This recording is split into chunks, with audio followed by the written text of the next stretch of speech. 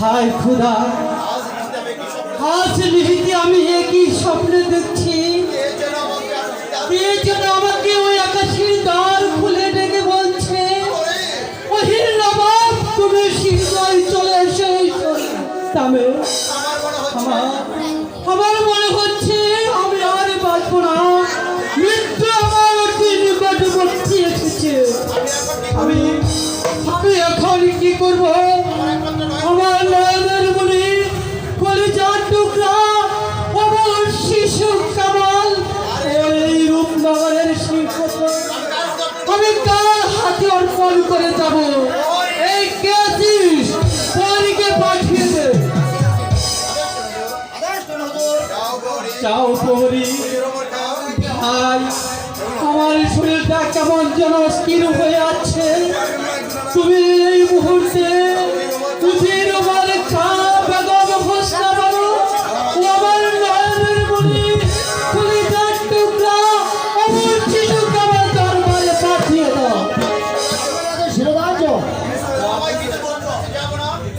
গেলে আমার পিছনটা যাবি।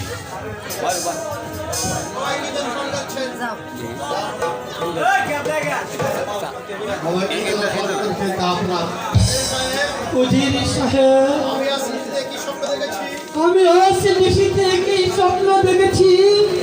কে যেন আমাকে ওই নীল আকাশের দরজা খুলে দেখে বলছে, ওহে নবাব তুমি শীঘ্রই চলে এসো এই শরীরের ধারে।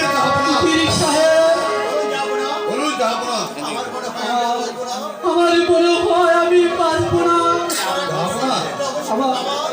আমার একমাত্র নয়নের মুনি অমর শিশু কামাল আর এই রূপনগরের সিংহাসন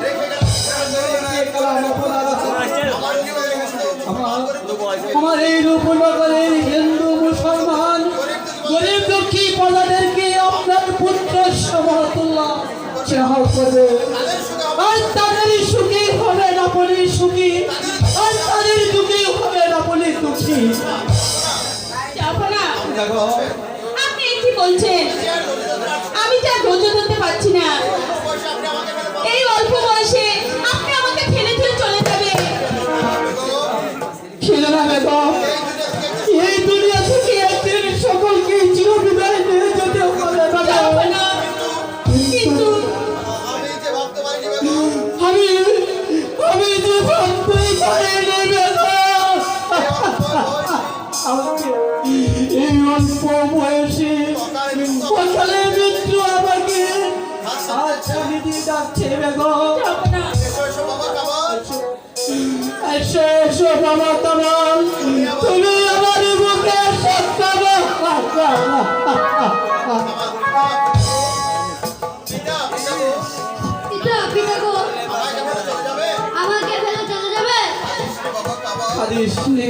কামাল। শুধু আমার মনে দুঃখ হলো আমি তোকে মানুষ করে মুকুল তোর মাথায় পরিয়ে দিতে পারলাম না রে বাবা কামাল। বসো বসো বাবা কামাল, এই তোমার পিতার পবিত্র সিংহাসনে আমি জীবিত রেখে যাই। আমার কামালের রূপনগরের সিংহাসনে বসেছে।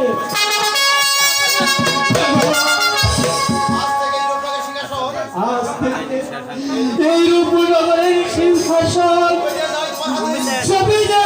তোমার হাতে লাগাও। কামাল উপযুক্ত না হওয়া পর্যন্ত তুমি নিজেই করবে রাজ্য পরিচালনা।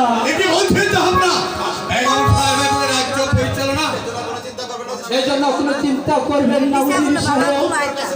আপনার কাছে রইল আমার শেষ ঋণ, আপনি সব সময় তাদের পাশেই থাকবেন।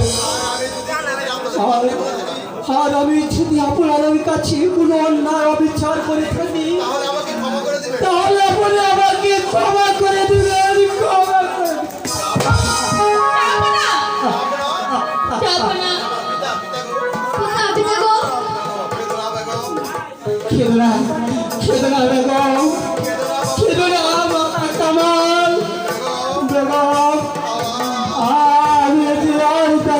ভাবতে পারছি না ওই যে পরবার থেকে মৃত্যু আমার হাত আমি দিয়ে ডাকছে নবাব তুমি তাড়াতাড়ি চলে এসো আমি আছি বিদায় বাবা, বিদায় আমার পুত্র, বিদায় লা ইলাহা ইল্লাল্লাহ মুহাম্মাদুর রাসূলুল্লাহ।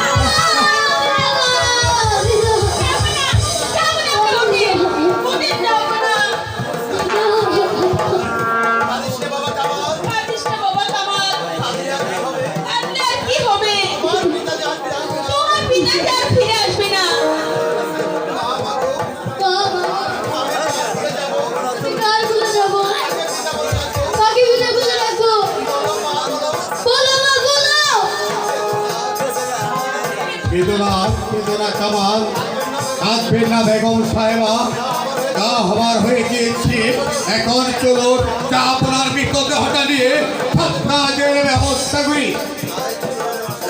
তাই চলুন।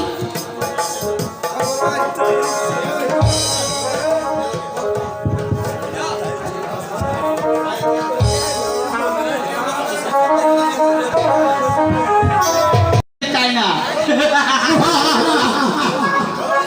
আর কি করতে হবে আর কি উপায়ে শিখা রাজা বেগম হোসনা মানো তারা অবশ্যই কামালকে যদি হত্যা করতে পারলেই আমাদের পথ হবে একেবারে পরিষ্কার আর তখন আমি হব এই রূপনগরের নবাব আর তুমি হবে আমার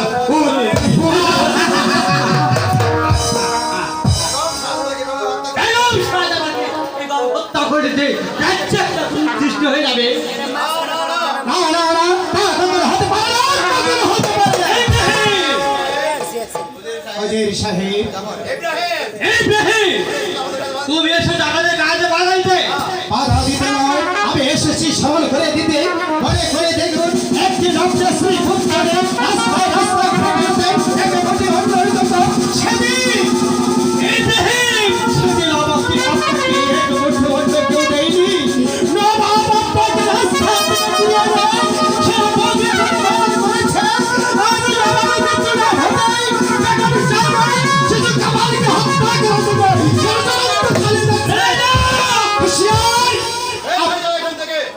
এখান থেকে বেরিয়ে যা শেষ আমি বেরিয়ে যাচ্ছি কিন্তু যাবার পূর্বে একটি কথা বলে যাচ্ছি এই নবাব মহলে আপনাদের বিরুদ্ধে কেউ প্রতিবাদ করে না থাকলে আমি ইব্রাহিম কথা দিয়ে জীবনতে হলে বেগম সাহেব কামাল আর এই রূপনগরকে আমি রক্ষা করব ইব্রাহিম বেশি বাড়াই করে তোমাকেও দেখাই দিবে না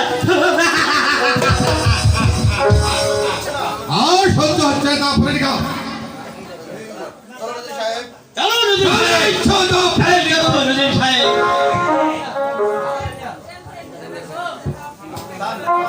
লিখেছিলে আমার কপালে স্বামী এই পরকালে চলে গেল এখন আমি এই অবশিশুকে নিয়ে কেমন করে এই রাজ্য পরিচালনা করব? সর্বনাশ হয়ে গেছে বেগম সাহেবা সর্বনাশ হয়ে গেছে আমরা এই মুহূর্তে শিশু কামালকে নিয়ে এই রাজ্য থেকে চলে যা কেন কি হয়েছে বাবা ইব্রাহিম? বেগম সাহেবা ওজির এবং সেনাপতি আপনাদেরকে হত্যা করার জন্য ষড়যন্ত্র চালিয়ে যাচ্ছে আমাদেরকে হত্যা করে তাদের কি লাভ? বেগম সাহেবা নাম অনেক রয়েছে ওজির সাহেব হবে এই রূপনগরের নবাব আর সেনাপতি জাফর খান হবে এই রূপনগরের ওজির শীঘ্রই চলুন বিলম্ব করলে হয়তো এই মুহূর্তে আপনাদের বিপদ হতে পারে ইব্রাহিম আমি শত্রুর ভয়ে আমি এই স্বামীর সিংহাসন ছেড়ে চোরের মতন আমি কিছুতেই পালিয়ে যাব বেগম না। সাহেবা আপনি কি কেন বুঝতে পারছেন না আপনি কি এই রূপনগরের শেষ সম্পত্তিকে নষ্ট করতে চান না আমি ইব্রাহিম বেঁচে থাকতে তা কত হতে দেব না আমি শ্বশুর কামালকে নিয়ে এই রাজ্য থেকে অনেক অনেক দূরে চলে যাব ভেঙ্গে ভেঙ্গে দিতে হবে ওদের বিস্তার, ভেঙ্গে দিতে হবে ওদের দম্ভ, এমন শাস্তি দিতে হবে যারা কল্পনাও করতে না পারে। এসো ভাই কামাল, ইব্রাহিম, কামাল, তোকে যে বাঁচতে হবে, তোকে একদিন ফিরে আসতে হবে, এই রূপনগরের সিংহাসন যে তোকে দখল করতে হবে। তুই আমার কাছে আয় ভাই। আমি ওকে দিয়ে কেমন করে থাকবো? আমি যাই, আপনি কেন বুঝতে পারছেন না? আমি যে আজ সাবধান করে কথা শোনো, আমি যাই, কারণ কামালকে যে বাঁচতে হবে, রক্ষা করতে হবে এই রূপনগরের সিংহাসন। ইব্রাহিম, বিদায় বেগম সাহেবা, ইব্রাহিম, বেগম সাহেবা, ওকে আমি কেমন করে থাকবো? আপনি কি বুঝতে পারছেন না বেগম সাহেবা? বিদায় বেগম সাহেবা, কিন্তু যাবার পূর্বে একটি কথা বলে যাচ্ছি, আপনি দূর থেকে আশীর্বাদ করবেন, আপনার শিশু কামাল করে বড় হয়ে আমার রাজ্যে ফিরে আসতে পারে, আপনার এই রক্ষা করে যাবে, রক্ষা করতে হবে। বিদায়।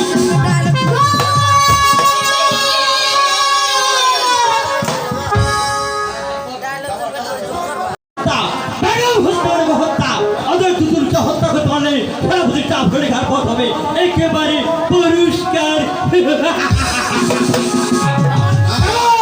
তুমি কোথায়? তোমার জীবনের ছিনিমিনি খেলা এখনই ধ্বংস করে দেব।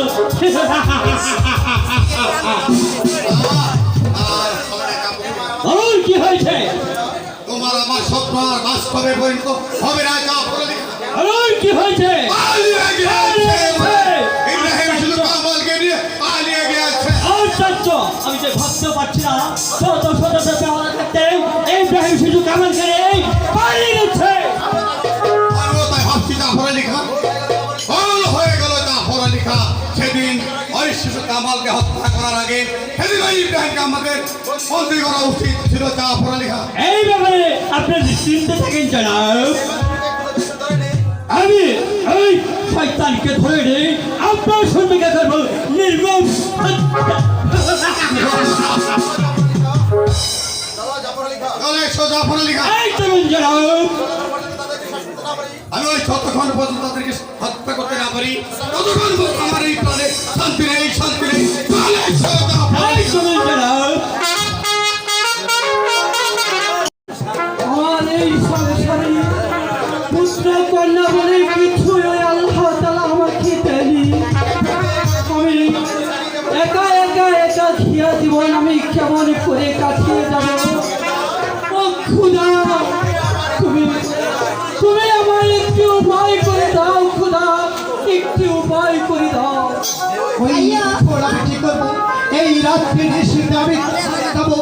ওই তো দেখা যাচ্ছে কদমালির চাষি বলি, আমি এই মুহূর্তে কদমালির চাষার বাড়িতে যাবো, সেখানে গিয়ে আজকে রাত্রে আমি ভাইয়া, কত দূর চলতে হবে? দুঃখ করিস না রে ভাই, এই তো অল্প দূর এসে পড়েছি। কদমালি বাড়িতে আছো? কদমালি, কে আমাকে নিশি রাত্রে ডাকছে? আমি ইব্রাহিম। ইব্রাহিম, হ্যাঁ, আসুন। এই নিশি রাত্রে গরিবের বাড়ি কদমালি, আমি লোক সমাজে শুনতে পারলাম খোদা তাআলা তোমাকে একটি পুত্র সন্তান দেয়নি, তাই তো আমি তোমার কাছে এসেছি এই সন্তানটিকে নিয়ে। দান করবে। হ্যাঁ কদমালি, আমি এই সন্তানটিকে আজ থেকে তোমার কাছে রেখে যাব। তুমি তাকে নিজের সন্তানের মতো লালন পালন আদর ভালোবাসা দিয়ে মানুষ করবে। তাই করবো আমি। আপনি আমাকে ছেলে কেটে দান করলেন, একই যে আমার বড় সৌভাগ্য, বড় সৌভাগ্য। কদমালি ভাই, তুমি আমার একটি অনুরোধ রাখবে। বলো, কি অনুরোধ তোমার? আজ থেকে আমি কামালিকে তোমার কাছে রেখে যাচ্ছি, কিন্তু ওর পরে চাই তুমি গোপন রাখবে কদমালি। রাখবো। হ্যাঁ, তুমি হয়তো জানো না এই সন্তানটিকে, এই সন্তানটি হচ্ছে রূপনগরের সন্তান যুবরাজ শিশু কামাল। কিন্তু ওকে মারার জন্য সেনাপতি হুজির চক্রান্ত চালিয়ে যাচ্ছে। তাই তো আমি রাজ্য থেকে পালিয়ে এসে তোমার কাছে দিয়ে যাচ্ছি সন্তানটিকে। কিন্তু আজ থেকে তুমি তোমার ছেলের পরিচয়ে ওকে লালনের পালন করবে। আর আজ থেকে শিশু কামালের পরিবর্তে আমি নাম রেখে গেলাম, ওর নাম ইব্রাহিম, ওর কথাগুলো আমি অক্ষর অক্ষরে পালন করবো ভাই। কাজল, ভাইয়া তুমি আমাকে ফেলে চলে যাবে? তুই কেন বুঝতে পারছিস না? আমি কি তোকে এখানে রেখে চলে যেতে পারি? আমি জানের সাথে কথা দিয়েছি, তোকে আমি যেখানে যাবো নিয়ে যাবো। ওকে খোদা, এখন আমি কি করব? আমি কামালের মায়া মমতা থেকে যে এখান থেকে চলে যেতে পারছি না। তাই তো কামালকে ফাঁকি দিয়ে আমি এই মুহূর্তে এখান থেকে চলে যাব।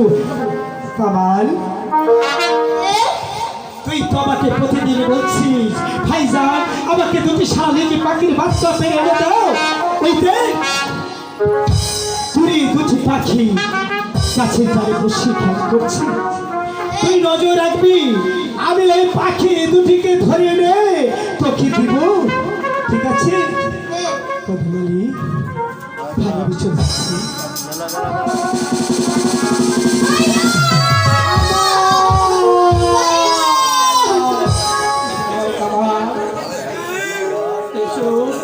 এসো বাবা, তুমি আমার কোলে এসো বাবা, তুমি আমার কোলে এসো।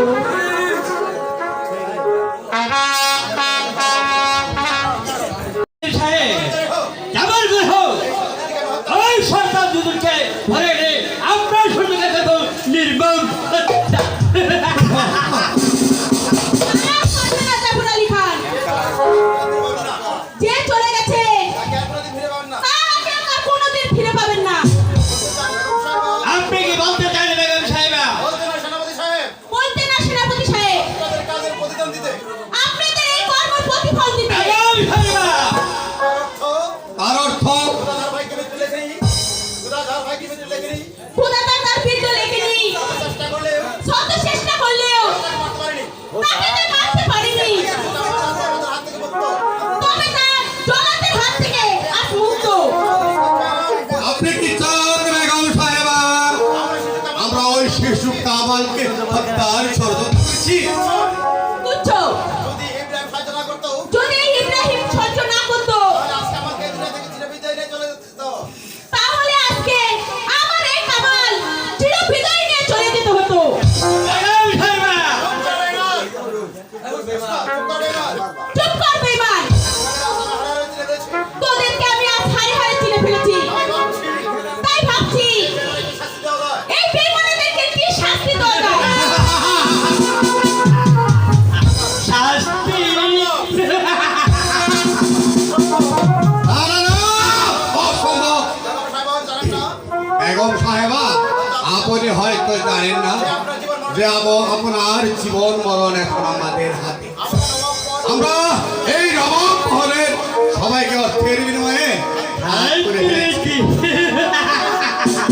তাই আপনার ভাগ্যকে যদি আপনি সুপ্রসন্ন রাখতে চান তাহলে আমাদের অনুগত হয়ে আপনাকে নবাব মহলে থাকতে হবে। নাইলে আপনার স্থান হবে ওই অন্ধকার কারাগারে। তোর এত বড় সাহস, আমার বেতনভুক্ত কর্মচারী হয়ে আমাকে তোরা বন্দি করতে চাস? এই কে আছিস? কে রে? আপনাকে আর কেউ আসবে না। এই কে আছিস? বেগম সাহেবাকে বন্দি করো। ওই অন্ধকার কক্ষে। এই বেয়াদব, তোকে তা বলেছি তুই তাই কর।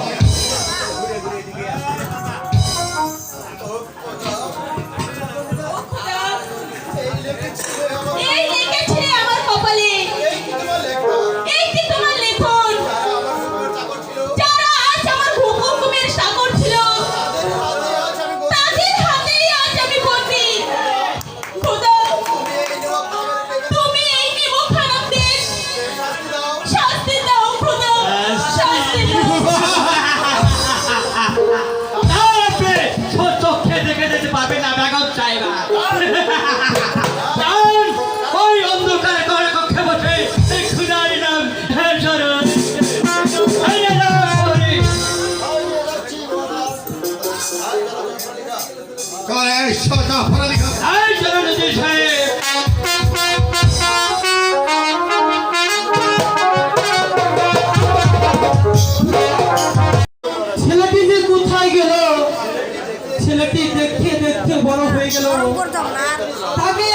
স্কুলে ভর্তি করা প্রয়োজন। কাজল, বাবা কাজল, কাজল, পিতা পিতা গো, আমাকে কেন ডেকেছেন? এসো এসো বাবা, তুমি আমার কাছে এসো। কাজল বাবা, তুমি এখন লেখাপড়ার উপযুক্ত হয়েছ। হ্যাঁ বাবা। আমার ইচ্ছা তোমাকে স্কুলে পাঠিয়ে লেখাপড়া শিখিয়ে উচ্চ শিক্ষিত করে তুলবো, এটাই আমার প্রয়োজন। তুমি তুমি কি বলো বাবা?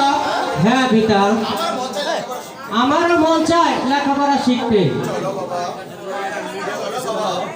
চলো বাবা, আজই তোমাকে স্কুলে ভর্তি করে দিয়ে আসি। আচ্ছা চলো পিতা। চলো বাবা কাজল।